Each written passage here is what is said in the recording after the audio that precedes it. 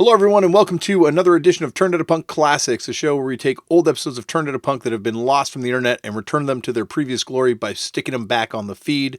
You can find this podcast on YouTube, TikTok, Instagram, Facebook, and all other forms of social media. Well, that's pretty much it. At Turned Out a Punk. You can find me on Twitter or Instagram at LeftForDamian. I play in a band. More information can be found at fuckedup.cc. Now sit back, relax, and enjoy another TOAP Classic. I'm so excited to get to do this, Freddie. This is like a big thrill because, like, I can't think of too many bands more important to the history of music than the Viletones, especially for me. Right. Flattered. And the type of music that I like. I won't go into too many details now because this could be just me speaking about the Viletones for an hour. But instead, I want to talk to you about you. Cool, man. I start off all the podcasts kind of the same way, which is how'd you get into punk? But obviously with you, we're going to go back before that. But Right. I guess we'll start them off the same way. So do you remember the first time you got into punk? How'd you get into punk? I guess start at the beginning. How'd you get into music? I was already like, I went from high school into art school, and that's when I had my first band, and it was a garage band. Bubble, right? No, it was called the Abridged Version. Really? And we had never been in bands before, any of us. Yeah. And we were all, like, three of us were from art school, and two guys, or one guy was my old buddy from the neighborhood, that we started playing guitar together, went to a high school, a night class to learn some chords, and that was it. Never, But he played guitar, and I played harmonica, and, we were doing Animals and Stones and, obscure stuff, right? And then Bubble was a kind of a bar band that they were kind of square. There's a couple of brothers, Stumpo brothers. We can, like, close that up. Yeah, just turn the track. And are we already going? Yeah, we're going. Yeah. We are going. Sorry about Stumpo that. brothers, and they were called the Gas Company, which I thought was like a stupid name, right? But my guitar player, Rick Farnkoff, he goes by the name of Richard Black. Stellar songwriter. But he was in the Abridged Version with me. And that band split up because the guys in the band were getting married and, just sort of fell apart. Did you guys record all the Abridged Version or no? No. Actually, Rick did. He, on a reel-to-reel, but that stuff got lost. And, so it's none of it's recorded. But it was pretty exciting stuff, and it was punk, Yeah. It was like, I can't describe it any other way because we didn't know what we were doing, right? And then we got into this band, and they had a backer, and they were, playing record hops that DJs were having, So we were playing to some nice sized crowds. And then eventually we changed the name to Bubble, and we recorded 2 sides for Dot Records, and Regent Studios in New York. It was just the first 24-track studio in New York City. So we got to do that. And we were never happy with the release. And the record company obviously wasn't either because we never got the option of the second single and then the album. And I was really disillusioned by that. Because the way that they handled it and the way the manager didn't have a clue. He put horns on this record. Horns and, and they were not, and it wasn't even good horns. They were like out of tune or something, Yeah. wavy or, on both sides they did that. So at that point I just got disillusioned and I started like getting better on guitar and accompanying myself, and just, singing my songs. And at that point I had like decided to move to Toronto because I came up here to a Mariposa Folk Festival. Yeah. A couple of chicks, and we drove up in a Volkswagen bus, and we stayed up for the whole festival because I wanted to see J.P. Hutto and the Hawks. They were playing, and also wanted to see Ramblin' Jack Elliott. They were the 2 people that caught my interest, and I saw them. But I also met Margarita, who I later married, and her friends, and then I started making friends up here, I, changed location. I had already beat the draft. They didn't have to worry about that. They classified me 1Y because I was like crazy, or I made them believe that I was crazy. Yeah. And and I came up here and started investigating the entertainment, because there was a lot of music being made up here, even though it was like, heavy metal and long hair and bell bottoms, and it all sounded the same. There was still places to play, and I had some pretty good. Had some pretty good gigs where I just would go in and play a set, and have a crowd come in, and these guys were glad to pay me because I would bring people in, So when you were playing first in Toronto, what was that scene like? 'Cause you had that band with Peter Aykroyd for a while. Wheelchair. Was that? It was like blues rock. Was it like Groundhogs? No, it was all original music. Okay. Yeah, he wrote some stuff, and I wrote some stuff, and we did them together. Some stuff he would sing lead on, some I would sing. Mickey caught us at an open stage at Yuck Yucks, and before punk rock or anything, it was like I met her there, and she was like, "Wow, you guys got a lot of energy, blah blah blah." It's like cool. And then a couple of years later, I ran into her at one of the music stores in Toronto while I was renting some equipment. And she already heard about the Viletones forming and stuff. So I literally discovered the Curse and gave them their first gig at the Crash and Burn with us. Right? We've been friends ever since. Was that kind of how it was, though? You were seeing like people before punk and everyone kind of came together, but you'd see these people kind of appearing at different places in your life? Yeah. I got the first, the Iggy and the Stooges show at the Victory Burlesque, right? There was a lot of people there that later were in bands, right? The New York Dolls show at the Victory Burlesque, which was a few months before Iggy, all those people were Cynthia Ross, Xenia, Cynthia's sister, all the, Steven was there, but Steven was, let's see, the New York Dolls, he looked like Johnny Thunder, a combination of Johnny Thunders and Davy Johansen, little tiny sweaters, and tight pants and was that makeup. Were those shows before Peter Panic? Before you started doing Peter Panic, or that was after. That was after. I got in some trouble. I was like warehousing pot, and I got busted.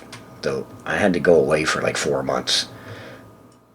And I learned how to play electric guitar while I was incarcerated. This place called House of Concord was run by the Salvation Army. Okay. Was this in Canada? They let me have amps, and they let me have an electric guitar, and gave me a room to use. Yeah. And I started experimenting with like overdriven guitar sounds and stuff. So I wasn't disturbing anybody. And there was a few other guys in there that were like into Bachman Turner Overdrive, and they're into Deep Purple and stuff like that. So I kind of like maneuvered around them and just like learned how to work that guitar, man.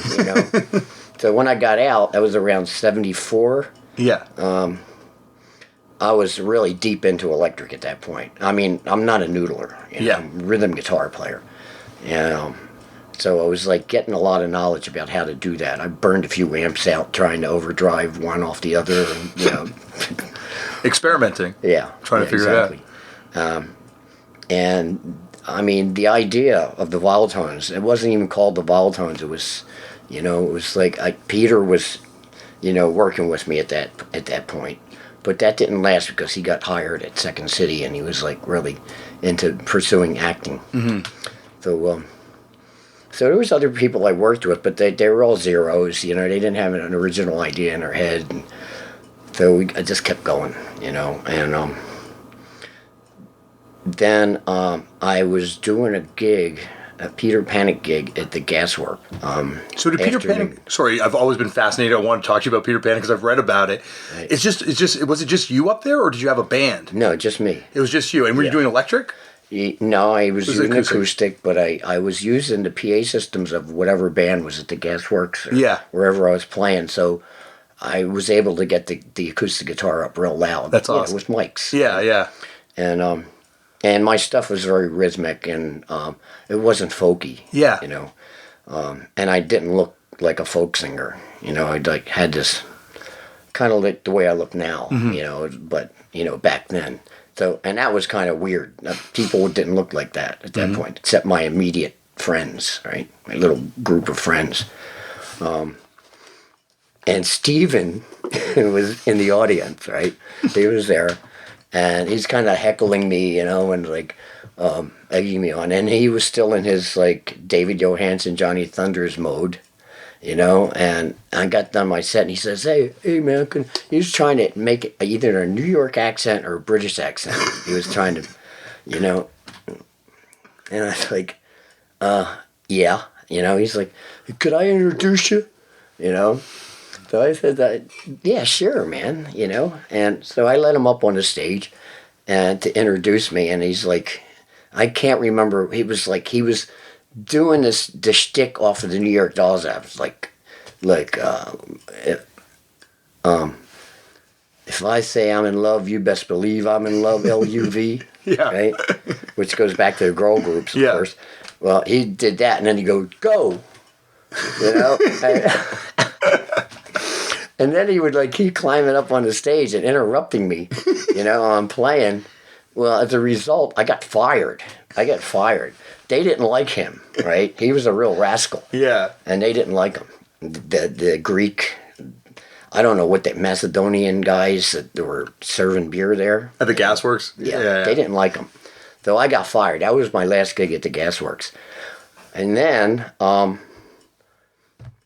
you know, I just like kind of, I couldn't get any gigs at that point. It was like things got a little sparse, you know, and the Gasworks was my best one. It was like I got paid well there, you know, and so I started going north with the, you know, PA system and Greyhound bus and just playing bars up north, Marathon, you know, Sudbury, Sault Ste. Marie. Would you just show up in town and go to the bar and be like, here, or would you call in advance and book it? No, I was hooked up with a booking agent. Oh, you got a booking agent? Yeah, he booked me, you know. And it wasn't any great shakes, man. It was like, you know, it was a great deal of, you know, carrying stuff around, you know, playing to nobody, you know. But most towns, I always found like some friendly people who would like invite me over to their place for dinner for like moose stew, you know, or moose spaghetti sauce, you know. So I made some friends up there. Yeah. I made friends with some bands that were playing up there that later I ran into while I was in the Viletones in Toronto. Really? Yeah. And they, you know, they sort of saw me as a folk singer, but I wasn't, you know. Yeah. I did some Gordon Lightfoot, I did that, but mostly I was playing original music. And yeah, I did a few Dylan songs. Then I'd run into them. These guys, I forget what their name was. I ran into them at this one place. And then we played the Hotel Isabella with the Viletones. And they were playing in another room in the hotel, and you know. And I had like, you know, I went to the manager to get paid, and they were like standing. It's Freddie, the Wolfgang Brothers, they were called. Wolfgang Brothers. Yeah, they were folk. Yeah. And they said, what are you into, man? You know? And it's like, I was playing this gig, and it was a rough and tumble gig, man. It was so much fun.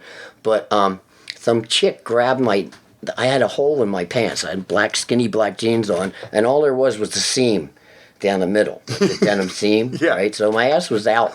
This chick, like, ripped it off, so my ass was really out. And that's when I marched into the manager's office. Like, I walk in there and my ass out, and the Wolfgang Brothers are going, Freddie, what happened to you? You know? You got punk. Yeah, man, I get punked, you know? But they used to do a couple of my songs, my original things that they liked. That's awesome. One called Heaven, which eventually got placed on a country album. Do you know who Alan Rohde is? He feels vaguely familiar, yeah. He played up here a lot, man, and he wrote the first Oak Ridge Boys hit, I'll Be True to You. Okay, I know the Oak Ridge Boys. He was my good buddy, man. He's the same age as me. I met him at Kresge's while I was working as a graphic artist at Kresge's. Okay. Kmart headquarters. Yeah. Right? And we both were at like similar. He was a songwriter. He came up, he deserted and came up with his wife and 2 kids, and she was having another kid. So he like got out of the States and came up here, and we hit it off. And he taught me a lot about performance, you know, as a solo artist, right? He also wrote for Laurie Morgan, Trainwreck of Emotion. He wrote One in a Thousand. I think it's he wrote it for George Jones. Yeah.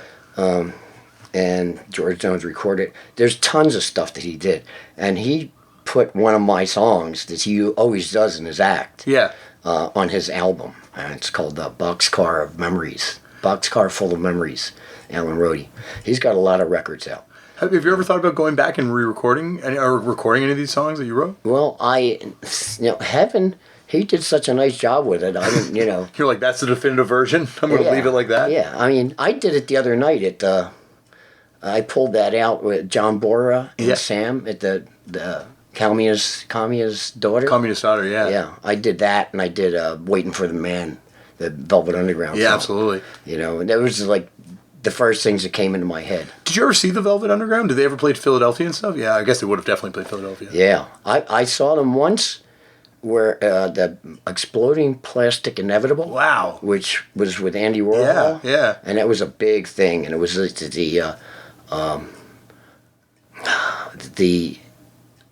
it's like the YMCA, except for like Jewish YMCA. Okay, like the JC. YMHA. Okay. Right? And they had the whole second floor, and it was huge, man. And it was light shows, and, you know, it was like acid days, man. Yeah. So it was really like, and the Velvet Underground were up there playing, but they weren't playing any songs. They were just making noise, you know. About a year after that, I'm walking down the street with my girlfriend, and we're tripping again. And I walked past a coffee house called the Second Fret, little tiny place. I saw Gordon Lightfoot there. I saw a few folk artists there, and it's like in a little thing. It's a Velvet Underground tonight, Velvet Underground, and I was like, Kathy, the Velvet Underground, you know. So well, let's go in, right? And we went in, and there was like maybe 5 other people in there, you know, and they were just finishing their setup, and Lou Reed was a scary looking motherfucker, let me tell you, man. Yeah. You know, he was, you know, he was upstairs like smoking a cigarette in the second floor. I went up to use the washroom. I didn't even want to talk to him because he scared the shit out of me. And he was all in black and real skinny, and he had this big fucking studded belt with big round studs, you know, on it. And he'd never seen that back then, you know. He's just like, you know, and man, I don't even want to talk to that guy, you know. So we went downstairs. Especially if you're on acid, I can only imagine. I was like, some sunshine, man. And so we're sitting there, and then they come out and they do their last set. And it was Mo Tucker, Sterling Morrison, Lou, and I think that was it. They had somebody playing keyboards, but I can't remember who. It might have been Doug Yule. Wow. I think Doug Yule was playing bass, and Sterling Morrison was going back and forth between rhythm guitar and keyboards. But they did, the whole set was Sister Ray. The whole set. The whole thing? A good 40 minutes of Sister incredible. Ray. And, you know, I was like swallowing my tongue, man. I was like, you know, me and Kathy was like, we're like, what? Are we really seeing this? Yeah. You know, is this? So I was really, really influenced by that show. Yeah. You know, I'd learned a lot just by watching him like handle himself. And Mo Tucker was like one of the ugliest drummers I ever saw in my life, man. She was so contorted, you know, while she was playing. Yeah. So that cocktail set or a bass drum facing up, you know, and she was like, started that whole thing with the Cramps used to do with Miriam. You know, where it's just like a small drum set, not a whole drum set. Mm-hmm. And, you know, I said, like, these guys are amazing. And at that point, I became like a hardcore Velvet Underground fan. You know, I got all their albums. I listened to them over and over again. You know, and the biggest thrill was like in the middle of the night, they would play them on the radio, you know, like 3 a.m, you know. Prime time for Velvet Underground fans, I guess. I was still in Philly at this point. Yeah. You know? Did you ever see they did come up, I guess maybe after, but they did come play Toronto at one point, right? Like 72, 71? Actually I saw, it was Lou Reed at that point. Okay. Although it was still at Velvet Sound. I saw them with this band that was really popular that I really never got into. The drummer became the singer after a while. The singer would wear costumes. Genesis? Genesis, yeah. Really? Yeah. Genesis. Genesis opened for Lou Reed. Okay. And Lou was real basic and real honest, man, and really enjoyable. Yeah, yeah. I couldn't sit through Genesis. I went out and snorted some coke and fucking smoked some weed with these Detroit freaks. These guys with really long hair and makeup on, man, and they were like tough guys. Yeah, yeah. You know, and he came over. It's like, could we trade you a little of that blow for a little of this wheat? You know, I was like, sure, man. You know, they were sitting in the lobby, like with these guys, and I could care about Genesis, you know, and there was 2 cops in the lobby, like outside, standing down the end, just like looking at us, you know, while all this was going down. I think they were scared of these freaks. You know? They probably didn't want any of that. like, you guys have fun. We're not going to, you guys stay at that end, we're going to stay at this end of this thing. Only in Toronto, man. Only in Toronto. You know? And then I saw him again. No, I never saw him again after that. He got into that, like the rock and roll animal thing. He was into that for a while, you know. The next time I was at Massey Hall, it was the New York Dolls, Kiss opening for the New York Dolls. All right, New York Dolls were deep into heroin by that time. Yeah. First time I saw them, that wasn't the case, and they had a lot of energy. Second time, they're lackluster, you know. You could tell they were starting to losing it because the energy was low. So they made Kiss look real good. Yeah. Because Kiss came out with like the big show, man, with the drum riser and the lights, and, you know. Although they weren't as good as the Dolls. I mean, song-wise. It's as far as like knowledge of the music that they came from and everything. It's like they were just like a metal band, you know, rock metal band. Was that kind of like the? I guess that's the division, right? Like you know, like people that would go to these shows and either go for the rock metal stuff or the more esoteric stuff. Like, yeah. There was like a dividing line, you know. Of course, Kiss got really big. Oh yeah. You know, and that was like, you know, I was maybe a year before the punk rock thing started. So I was really like looking at the ads in the paper to try to find somebody like-minded. Yeah. And I was striking out, you know, and nobody understood what I was talking about. And so I just kept doing it and persevering. And then one day I saw an ad that said, it was after Ramones played at the New Yorker. Mm-hmm. It said, Ramones, Stooges, stylists looking for same. And that was Steven. Yeah. Right? Where was the ad? What it was, shades? I think this was Globe and Mail. Oh, it was in the Globe and Mail, the ad, was it? Yeah. And no doubt he had friends there and got it for free. Yeah. Because he didn't have any money. That's awesome to see reading the Globe and Mail and see that ad. So he says, yeah, man, come on over. Bring some tapes. Bring your guitar. You know, it's okay. Trying to sound like he's from New York. Yeah. You know, I knew it immediately. That it was like... Did you know it was the same guy that had been heckling you? Okay, yeah. So I showed up at his apartment. You know, his little basement apartment. And as soon as I got to the front door, there was like a flag, a little flag with a swastika on it. You know? He knocked on the door, and he opens the door. And at this point, he had changed his look, man. He had dyed his hair black, and it was very short. In fact, he was like a mirror image of me, right? He's a little taller. And I went into his apartment, and it was like, definitely, there was like a Nazi thing going on, right? So I was like, you know. And then I started looking at him, and he started looking familiar, you know. So we went through this stuff, and he's like listening to my tapes and some riffs that I had written that I put on cassette. And never played guitar for him. he was just like yay or nay, the stuff that he was listening to.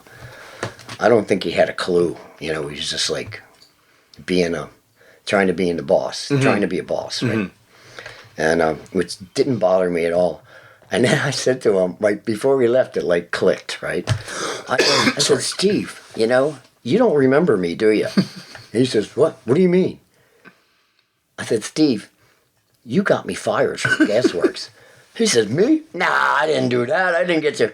Steve, you got me. It's not a big deal. I'm not pissed off about it, But you got me fired from the Gasworks. What is? And then I described the moment, and he was saying, whoa, I didn't mean to get you fired, man. I thought, yeah, I know you didn't mean to. It's like, it's cool, man. It's cool. It's in the past. And so we made arrangements to meet up. He had already met Motor, and he had this guy named Jack that we called Jackie Death, right, from Hamilton. And Jackie Death was a good bass player, a good musician. He started rehearsing with us, but it was really hard to get him to rehearse because he lived in Hamilton, and he didn't have a cent to his name. And then we did our first show at the Colonial that Jimmy the Worm and Mike Nightmare booked us for. It was 2 nights. And the buzz started from there. There's a buzz. It was Chris Haight was at that show. But the buzz was already there. I wasn't there, obviously, but the legend is that people knew that this band was going to happen, right? Yeah. What was going on is Steven and Motor did most of the legwork. They had leather jackets, and they'd stick Viletones on the back. We came up with the name. Yeah. So that's the name. Cool. I don't think even Steven made that name up. I think he got it from this guy called himself Johnny Bristow. Okay, right? Really? Yeah, someone from his high school that he knew. Right, pretty bright guy. So we settled on that, and him and Eva and Motor, they would go out with the girls from the B Girls, and they'd all wear like the leather jackets, and it was like violets, and Viletones on the back. And you go to the art store and you get these stick-on leathers, and they're real big, right? So he started kicking tables over and spilling beers and making noise, and in the art school scene, right? There was teenage head guys came up to these shows that were happening.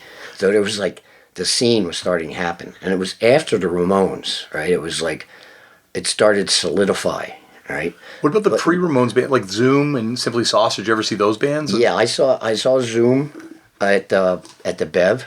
Yeah. Right, and they did 3 sets. Yeah. And but I could tell that they were on the right track because they were they weren't playing the usual bar band fare. Yeah. Right.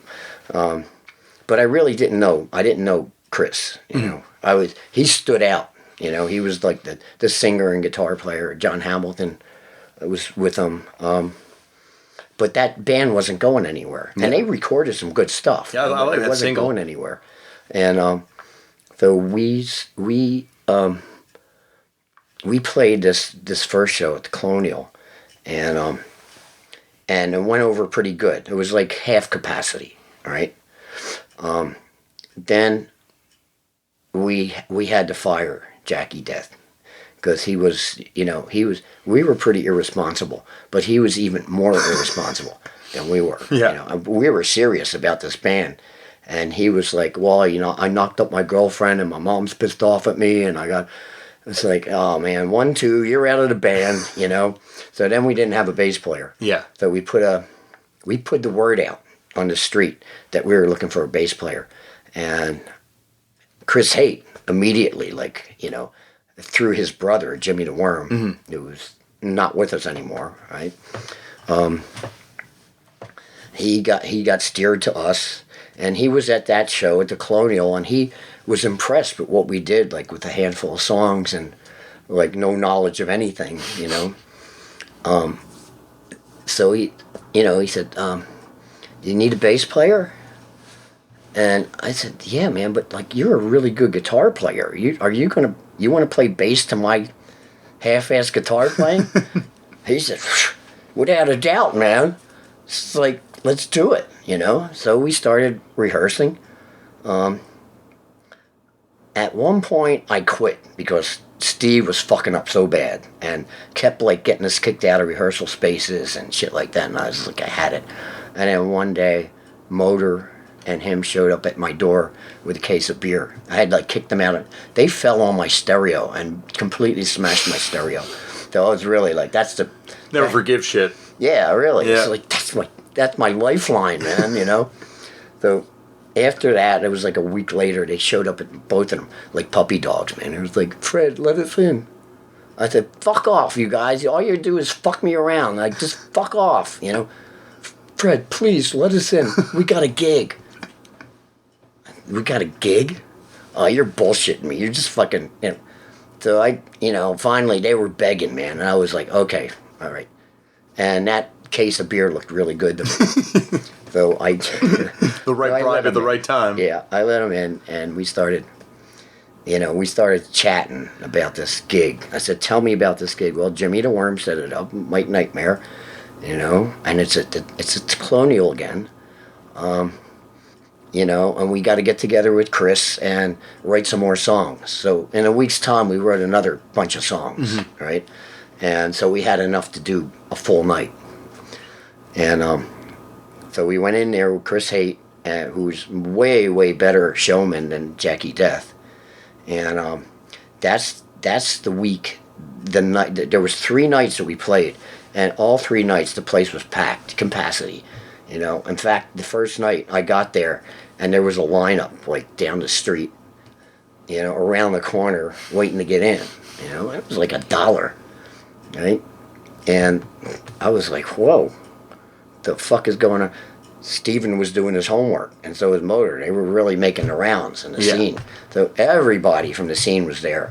You know, it was like being at the Ramon show at the New Yorker. All those people were there, and we fucking knocked them dead, man. And we just like, you know, nobody ever seen anything like that between Steven and the really like fucking raggedy way that we pulled it off. You know, it was professional, but it was raggedy. Yeah. You know. It was, I could see how people were affected by it, you know, and people were cutting themselves up in the audience, and like, you know, Steven was like into breaking bottles and like running. Yeah. People were imitating him, you know. It's kind of like an art scene, but the sub art scene, you know. Did it feel like, was it like performance art, I guess, at a certain point with like... Yeah, it was. I mean, Steven was definitely a performance artist, although he didn't know it. Yeah. You know, and then other artists like sort of took him under their wing and like taught him about that stuff. Yeah. You know, so he started seeing like the connection, and we started doing, and we were like in full like Nazi mode at that point. You know, swastikas and you know, he was like doing the, you know, goose stepping and doing the swastika thing, which didn't bother me. You know, it was far enough away from the Holocaust, you know, and by no way was I a Nazi, you know. It's like, but, you know, for me, it was a parody, you know, and so we played the 3 nights, and then we got invited to play CBGB's in New York, you know. So just after those 3 shows, those 3 nights? Yeah. Wow. Yeah. Then we came back, we played the Crash and Burn, and got the curse in there, you know. And then it just kept snowballing, man. We kept going back. We played Philly in 77. It was the winter of 77. The place was like really tiny, so they would fill it up. We'd do a show, they emptied it out, and they'd bring another crowd in, and we'd do a show, and the next night we'd do the same. Did you, like, I guess you'd be kind of out of touch with what was happening in Philadelphia, but what were some, like, the Philadelphia scene? There was no real punk rock scene. Yeah. The people that were coming to that were the early fans of punk rock, and then some bands sprung out, the Sick Kids, Mick Cancer's band, the Sick Kids. Ben Vaughn was in that band. And Ben Vaughn Combo was another. That's what he did after that, right? Yeah, later on. Yeah. He's still around. He still works with Cancer. And there was the Warm Jets. Helen There Keller? was a band called, what were they called? We had a single in the store, Margaret's store. It was called Joey. the Reds. The Reds, yeah, and they actually did a bunch of singles and then an LP. Yeah. Victim. Yeah, they were the guys that went down to Miami and did all the soundtracks for those, like Miami Vice and those. Oh, really? Yeah. Oh, I had no idea. Yeah, they synthesizer guys. Yeah. But they had a real fucking nasty, That first single's awesome. Yeah, Joey. Yeah, and the B-side's like Victims, I think. Yeah. And I love that first single. Yeah. But yeah, so you're right. Like Philadelphia, later on, there's a lot of hardcore bands from Philadelphia, obviously, but like not the first place that I think of a lot of bands necessarily coming out the first wave. There was just like a spattering of punk rock, right? And was that like, so you guys went down and played CBGB's, then you went back down and played Philadelphia. Did you play any other shows in the U.S.? And then we went to CB's again. And CB's again, This time with Mega Media. Right? Okay. With Tibor and, and then another time we went to Montreal first and then went to CBGB. So we was like going there. And Max's, actually, it was Max's where Stephen almost killed me. He dropped me off his back. Somehow he convinced me to get on his back. And I think he's seen the Dead Boys do it or something. I don't know. But I was like an idiot, and I fucking got on. And then I had fucking back problems for years, man. Neck, right here. I still get it, when weather gets damp. And I remember, it's like Dan Aykroyd was there, and he was like, they carried me up to the Dread. They stopped the show. Everybody was there, like Blondie and the Ramones and Johnny, the Heartbreaker. Yeah. Everybody was there. Yeah. Right? The place was packed. So I faintly remember getting carried up the stairs I kept blacking out, getting, put in the dressing room.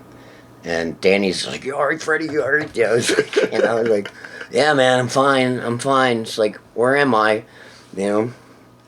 So I was revived. Yeah. I felt all right. Bleecker Bob took me to the hospital to emergency. It's awesome that Bleecker Bob. Bleecker Bob. That's incredible. Yeah, man. And on my way out, Steven's standing at the door, and like there's people trying to get in the dressing room, man. There's like we had to keep and Steven's standing there. He says, "You all right, Fred? You all right, Fred?" I was like, "Steven, I'm gonna get you for this." Yeah, but I didn't mean to. Steven, I'm gonna get you for this. It's like just like deadpan, right? And then they took me to the hospital. Wow. So you guys only New York and Philadelphia. You never played anywhere else in the U.S.? We played, New York, Philadelphia. We were supposed to play in Boston, but the weather was against us. Yeah. It was more like Montreal, New York City, Philadelphia. We were supposed to go from Montreal to Boston, but there was like this fucking massive snowstorm, and we just couldn't get there. Still derails tours to this day. Yeah. We've had that same thing kind of happen. Fucking Boston is really a hard place to play. Weather's not permitting always there. Yeah. So I guess we jumped ahead because I had to find out about Americans over there. Yeah. But when you kind of come back from New York and you do that first show at the Crash and Burn, right? At that point, was it kind of like there's a scene now? Like I guess Curse was going, Diodes would have been happening already. Yeah, Diodes they were already they had a record contract. Yeah. Right. And so they were in New York a lot, and they were in Boston, and they were on the West Coast. They went across Canada. They had that record company backing. Yeah. Right? And Teenage Head had John Brower and Jack Morrow. Yeah. Right? They were their backers, and they were knowledgeable guys, and they were also crooks. So they were like good managers. Right? Yep, the kind of manager you need. Yeah. They kind of pushed Paul Kovac out of it, and started, getting these guys to work a lot, mm-hmm. And that was one of our favorite bands. Teenage Head were really good, man. Was there a kinship right away with Teenage Head? Between you guys? Oh yeah, man. They came to our show at the Colonial, mm-hmm. and they were right up front, and they were like digging it, And then the following they played a show there, mm-hmm. But they played the Crash and Burn, and they were all. I mean, we were right out of the gate, like a few months, and then we're out playing. They had 3 years on us, mm-hmm. High school kids playing all the time, Yeah, I think their first show's in '74, and Frankie's still on drums. Yeah. They grew as a band, from kids, and we were like, You know, we didn't have that experience. We were like putting it together as we went. So as far as like a good rock band, they were way better than us as far as technically, right? I've always kind of looked at it, and this is just as a fan, but almost like a Sex Pistols Clash kind of dynamic where one is like a confluence of time and space bringing together people, and it's just like a perfect chaos. Yeah. And then the other one's like a rock band, like a rock and roll band that's like that is a professional band, but it's still amazing. Not because they I were love punky teenage because they were so young. Exactly. Yeah. You know, so they had that. You know, and the girls loved them. You know, and you know, we played CBGBs together. They headlined. You know, we used their equipment. The Diodes was also the Curse, and the Dents. Yeah. Michael Dent's band. Yeah. Right. The only one that never I think they recorded demos, but never put anything out of that. Right. And, you know, it's like the first night we played, Lydia Lunch grabbed me off the stage and had her way with me that night. You know, it took me back to her dungeon, you know, and the Dents were staying in the same room, you know, across the room in the dark, you know. Welcome to New York. Oh, man, it was like, I can't, is this really happening, you know?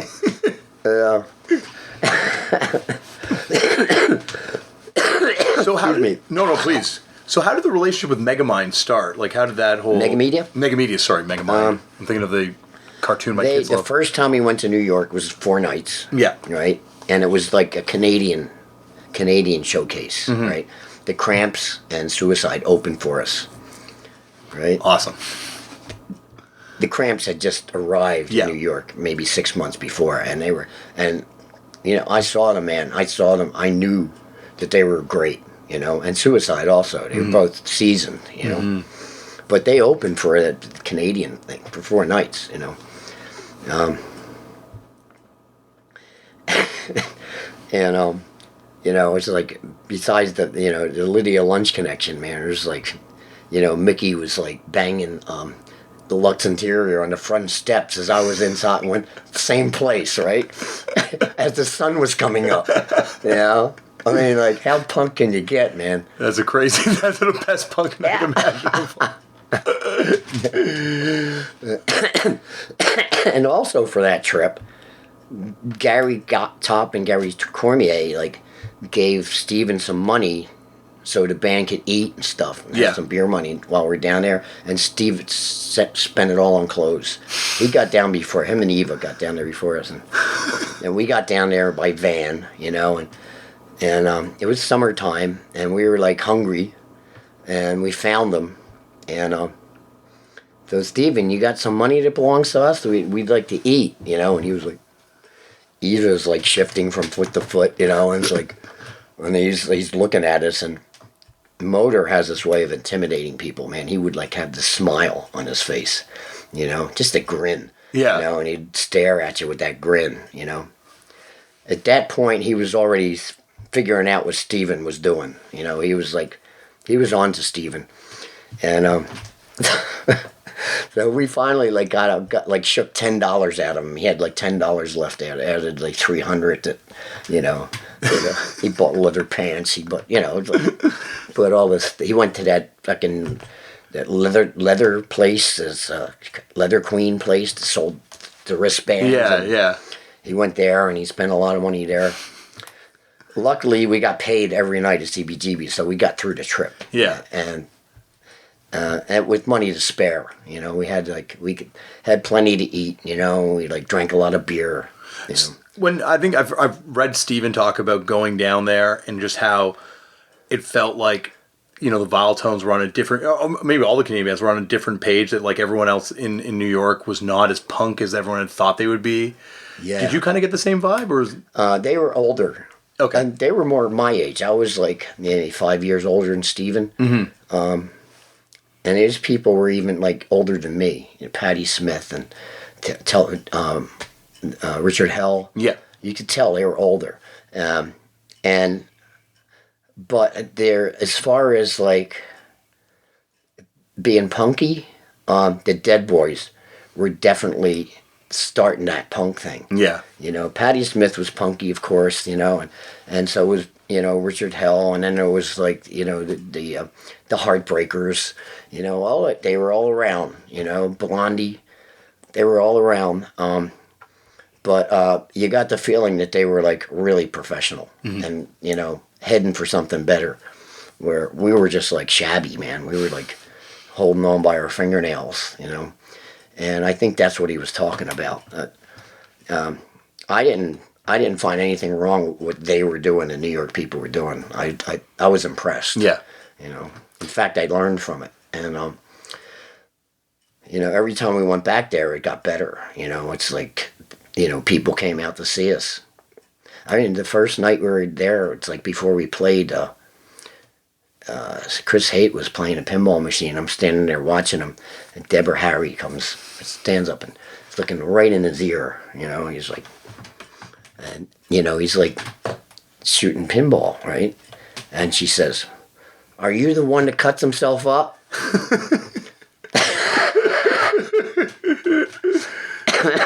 And Chris said, "No, it's that guy over there," and he points to Steven, right?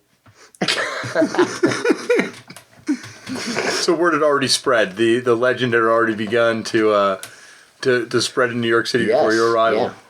Yeah. Well, you know, there was like the press in Toronto was it's widespread. It's like you get written up there, you get written up in England, you get written up in the States, you know, so people know, you know. And we got some good art, like press in big newspapers, you know.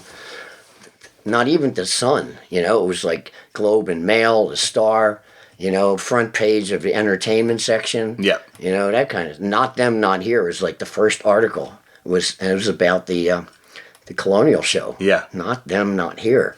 And big black block with like, you know, block letters. You know, I laughed my ass off when I saw that. Oh, it's like the best headline ever. Yeah. If you ever when you write your autobiography, that's what you should call it. Yeah, really. Yeah. Actually, me and Jan House are like thinking of putting a documentary together and maybe a companion book to it, you know, and getting like an alternate story about the Viletones, like other than what Steven tells, right? Because there's a lot of untruth there. Yeah. That would like set the record straight. Well, you know, and I think Viletones are, you know, one of those bands that, even though they are so appreciated by people that know them, I still think they're underrated as far as importance goes. Yeah. And any other side to the story will just add to that. So I would love to see that happen. Yeah, and Jan has a great idea, which I can't really... Well, when that comes out, everyone's going to be shocked by that, but I'm glad I got an insider scoop. Yeah, man. So you come back from New York, there's all this buzz. Is that when you meet the Mega Media? Is that when you get approached by this group? Yeah, they came like the day after we got back from New York. And Steven already knew Tibor and Steve Zoller. And they were hired by Don Jean-Louis, who was an artist. He made art out of neon lights. Right? Was he part of General Idea? Was that... I don't think he was involved with them. He was like working for a big broadcasting company. Okay. And that's what he did. He was like this artist and he was rich, right? Or he knew how to get money. Yeah. We never really had much to do with him. The one big thing that he did that I disagreed with is he took Danger Boy, that we recorded in 24 track. And went into the studio with another lead guitar player and redid it, you know. And it didn't sound like the Viletones after that. There's an example of it on A Taste of Honey. There's an extra cut that's not listed, which is Danger Boy, but without that overdub on it. Oh, okay, yeah. Right? It's just me playing my poor excuse for leads, but I never played leads, you know. It was like I used other things. Yeah. And but if you listen to the CD, let it go to the very end, and you'll hear the other version of Danger Boy. The one that they put up top is an alternate version. Yeah. Right? And Don Jean Louis was like instrumental in that, like putting that thing, thinking that I'm going to turn these guys into a pop band. Yeah. You know, wasn't going to happen. Man. You know, it just wasn't going to happen. We were just like too fucking crazy. So all of us, man. Was the plan for Mega Media to eventually sign you to a major, or did they want to eventually just be your label? Yeah, they tried like hell to sign us to a major. That's what, you know, and they had, when we played CB's the second time, Tibor even said to Steven, he says, like, cool it on the Nazi stuff, because we got, like, the guy from Star Record, Marty Thal, and Seymour Stein, you know, they're coming down to see you guys, you know. So cool it on the Nazis. Of course, Steven had the hat on and fucking, you know, fucking swastikas and iron, you know, it's like Iron Cross, you know, it's like, yeah. He didn't wish to cool it. You know? Not at all. So, so it was like, I think they gave up on the whole idea of like a major label after that. Had like the Jewish, because there was a time, I remember reading an article, the Jewish Defense League was coming to the Viletones shows, or there's like a protest letter or something. That was bullshit. That was all bullshit? Yeah, okay. That was Steven's. Yeah. That's never happened. Okay. That's his way of getting out of that. Yeah. Right? And, but no, that never happened. There was another guy, the guy that managed the Ramones. He also managed the Stooges. He was... Danny Fields. That's right. The guy, so, yeah. And he wrote, in High Times magazine, he wrote a whole like editorial on the front, the second page, about the Nazi thing and how it really wasn't offensive to use that, you know, because the Ramones had some Nazi theme songs. Yeah. Right? And he used us as an example, you know, and he liked us. Danny Fields really liked us, you know, and he wasn't offended by anything we did, and because it really, you know, I mean, if the kids loved it, and the kids were like, a lot of Jewish kids loved us, you know, they were like, they got the joke, because that's what it was a joke, you know, and I mean, like when you piss on a Nazi flag, I think you get the message across, you know, Stephen have these Nazi flags and put them on and piss on them, you know? It's not really an endorsement, I guess, when you're pissing on the flag. You know, so it's obviously, like, we're like, you know, if we were in Nazi Germany, the Viletones were in Nazi Germany, we'd have been killed, you know? Yeah. Because we're just too nasty. We're too anti-everything, you know? So when you guys recorded Screaming Fist...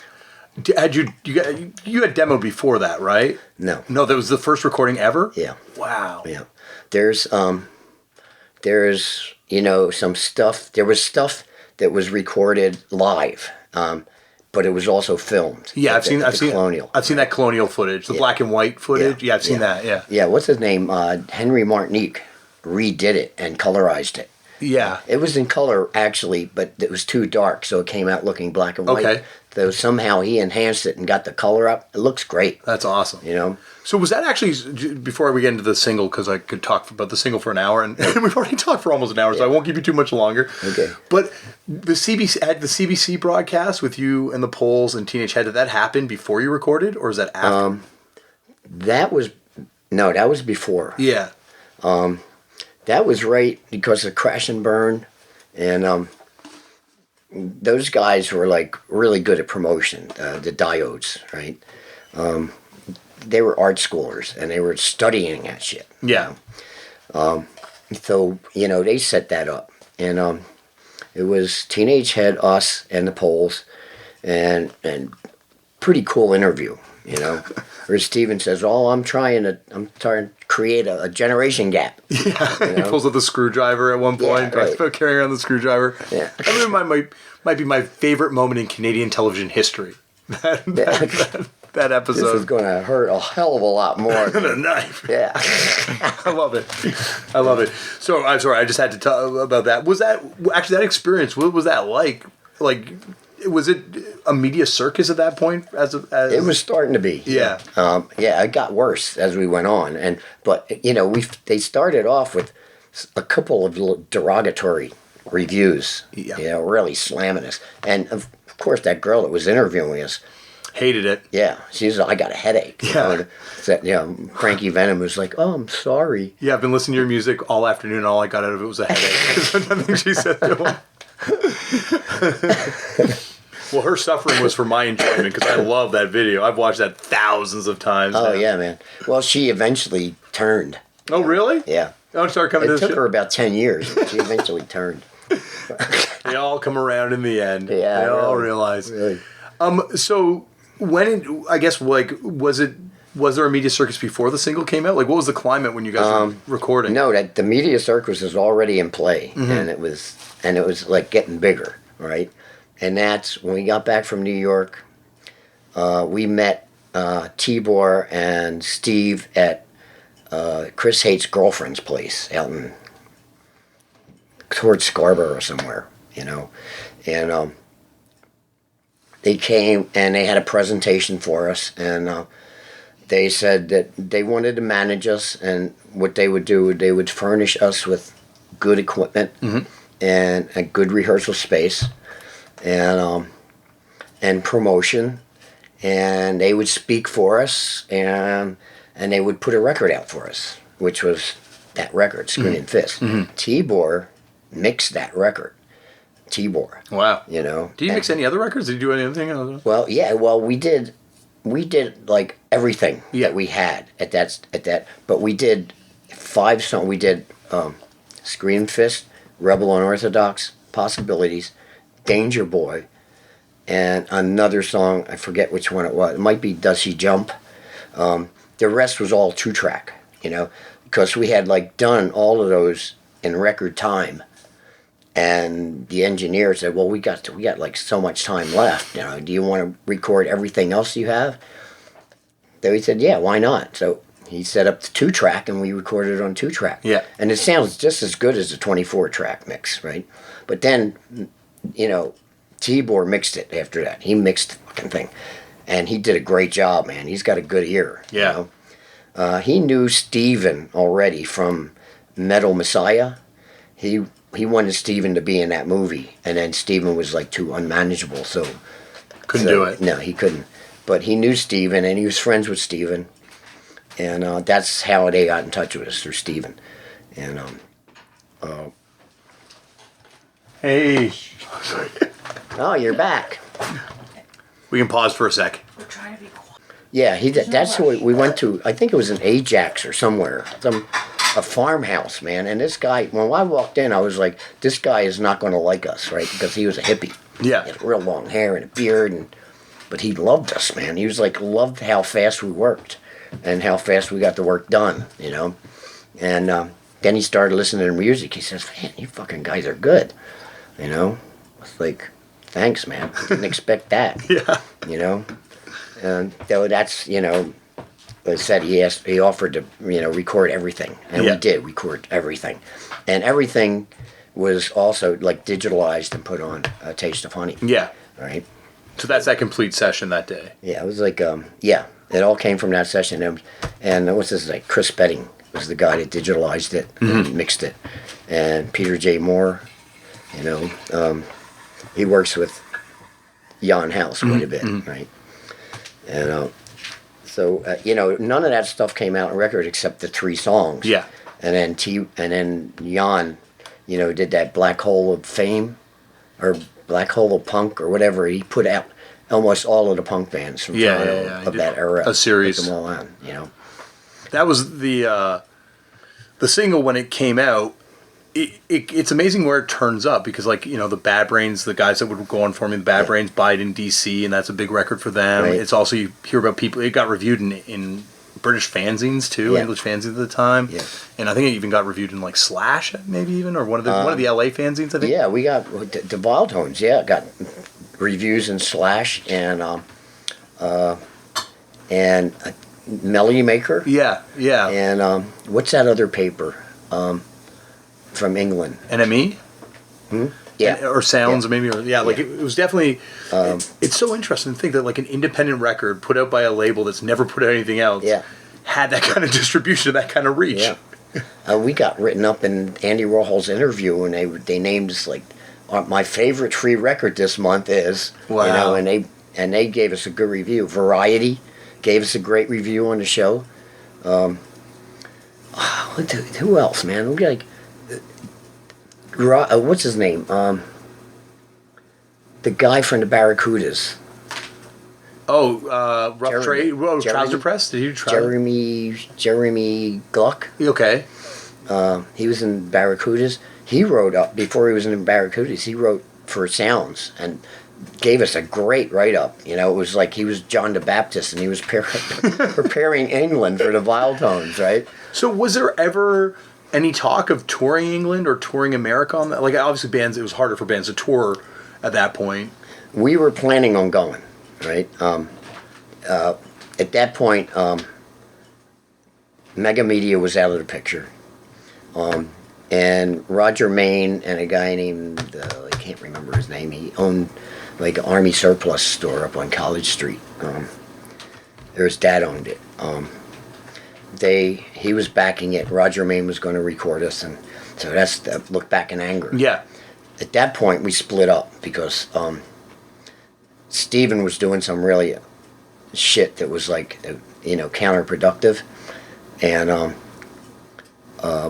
we wanted to go to Europe. We were like making money and we're banking it, and Steven didn't want to bank it. He wanted it all, right? I said, no, man, we're going to England, right? And he kept like bucking that. He would say, you got to get your passport. We're going to go to England. He would never get his passport. And then one day he shows up with Sam Ferreira, right? He literally hijacked him from the Ugly. Yeah. Right. And he says, Sam's going to play bass for us. And we rehearsed him a few times, and we went and we did Look Back in Anger with Sam playing bass. But he kind of killed our sound. As excellent as he is, a musician and a person, he smoothed it out too much. Where we had that like staccato kind of rhythm section with Motor and Chris, right? It was like a hard edge kind of thing, and we weren't in like a classic rock band, and that's what the second EP started sounding like a classic rock band, and to our dissatisfaction, And then the show at the Hotel Isabella, where Sam played with us at that show. We got through 2 songs, and he started a fight with the bartender, and he jumped over and so it stopped. The show stopped. We still got paid. We got paid a lot of money, and he came up to the dressing room with Eva, and demanded like a large sum of that money. I said, Steven, you didn't do anything. You didn't even play the show. It's like we didn't get to play the show.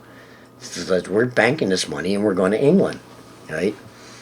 So that was like, I quit, I quit. And it's like for the 20th time, right?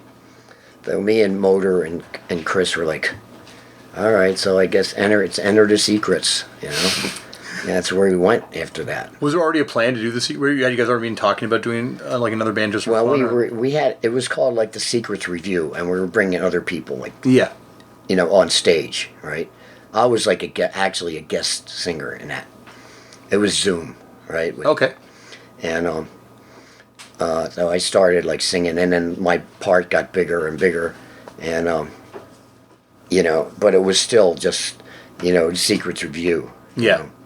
And then the next day after that conflict, Steven calls me up. He says, "Hey man, listen, we'll get rid of Chris Haight, and we'll get rid of Motor, and get Tony to play drums, and I want you to stay with us."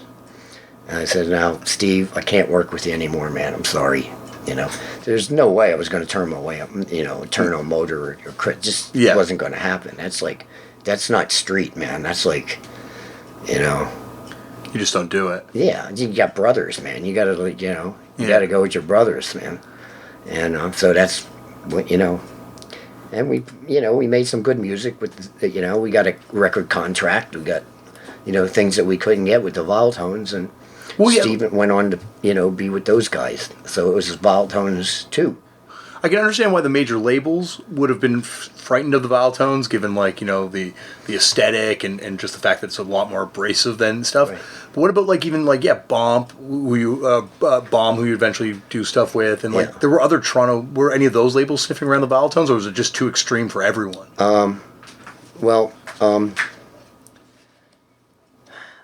Years later, Steven did that live album. Yeah. Yesterday morning. Saturday night, Sunday morning. Yeah, at Larry's Hideaway, I think it was. And that was a record company. I don't know who they were, but it was recorded live. It was direct to disc, right? Mm-hmm. Which is kind of groundbreaking. So it was they were trying to get people to record with them. Yeah. With that process, right? So they got the Viletones. We were long gone, and we made out a lot better as far as getting our music out there, and I found those records, Success Without College, in New Jersey and Delaware County and New York. I would find them so they got distributed widely. Really well, yeah. And then when Taste of Honey came out, and then the Secrets, Teenage Rampage, those got a lot of attention, and they were. You could see still today. You go on eBay and you could get them used, you can get them new, and the bar that I hang out with in Philly at this place called the Pope, they have a great jukebox, and they got the Viletones on there. Really, they got the Viletones? Yeah, and it's the most played record. I bet. The jukebox. Yeah. I bet. Yeah. It's amazing when how. Well, there's that Sonic Youth when they came to town in 1991, where he's yelling about Thurston Moore was on stage yelling about the Viletones and wanting to meet the Viletones and stuff like that. It's a band that's become. Well, as I've been saying a lot, become so much larger than just a band in a lot of ways. I could add to that, man. Thurston Moore was doing an interview with a friend of mine in England who has a radio, a podcast thing. And he saw, I gave him a Viletones single, one of the original ones. Mm-hmm. And he had it all up on the wall, and Thurston Moore was like, "Whoa, man, Viletones single. Yeah, you into the Viletones?" He says, "Well, Freddie's a friend of mine, No shit, man." And it's started talking about, I got all their records, Well, actually, speaking of records then, how did that Montracos 12-inch come about? Montreco. That came out the same time as the first one, the first EP. In fact, it is the EP, but it's on a 12-inch, yeah. Yeah. It was actually sold to them as an album. Oh, really? They thought they were getting a full length? Yeah, Tibor. So these Montreal gangsters wanted, and they had all the things were if it was punk, it had a safety pin in the corner. Yeah. If it was pop, it had it's and they had a few punk bands. It was mainly licenses, except for the Action. I think the Action 12-inch is the only band from Ottawa. Yeah. But everything else is Venus and the Razor Blades, and then Pretty Boy Floyd and the Gems. Yeah. I think there's just the four, right? Yeah. If I remember correctly. And then the Comp, Permanent Wave. Yeah. That stuff was Montreco was a chain. It was a drugstore. Or a variety store. Yeah. With a pharmacy in the place and everything, and they, Kmart. Like a Woolworths Kmart. Yeah. It was like that. That's their store brand for. Yeah, and they had a rack with all those records, and they were all black. Yep. And each of them had their little, icon on it. Yep. And did they ever do? Because I don't know if Mickey's warned you about this, but I'm a horrible record nerd, someone that makes Greg Dick look slightly more sane. So every 12-inch that they did a promo version with a cover pasted to the front of it. Yeah. I've never seen a Viletones one. Was there one? I did. I saw one. Oh, crazy. The drummer in my band, Fight Fucker Dance. Yeah. But the old drummer, he's a distributor. Yeah. And he found that. Wow. Yeah. And I was amazed. Yeah, I've never seen one. I've seen all the other ones with something pasted on, but never that one. It's the first single. That cover on the first single. Wow, just pasted on Blew up to 12 inches, and pasted on there. That's a number one on my want list now, Freddie. I got to put that on my want list now.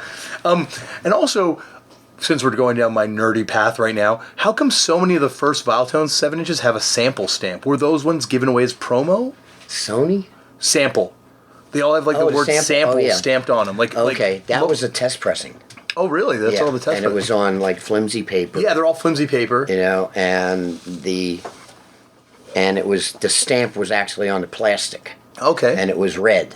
Yeah, there's red one. Yeah. So usually, what you see, you see bootlegs with the stamp in black. Yeah, there's a black stamp, but then I've also seen an original with a black stamp, and then I saw one with a blank sleeve and just the sample stamp on it. Sorry, we could go down this nerdy path. Well, I can, Mickey just showed me this afternoon a fucking thing called, what's that called, Mickey? The one with the live at Hotel Isabella? You want me to go get it? Yeah. I think I don't know who. I think Damien would love to see this. Well, you know what? Why don't we? Because I just want to nerd out with both of you right now, and I would love to have you back for a part 2, Freddie, at some point. Okay. And when I go to Philadelphia, or because we didn't talk enough about the secrets. I want to talk more about Viletones. There's so many more stories, but I've kept you for over an hour now, and I really appreciate you giving me this time because honestly, hopefully this has come across, but without the music that you and Mickey too, because Mickey, you're in the room, but like without what you guys did, I wouldn't be able to doing what I'm doing now. So I really owe you guys a huge debt. Thank you for doing this, man. Yeah, man. Oh shit, man.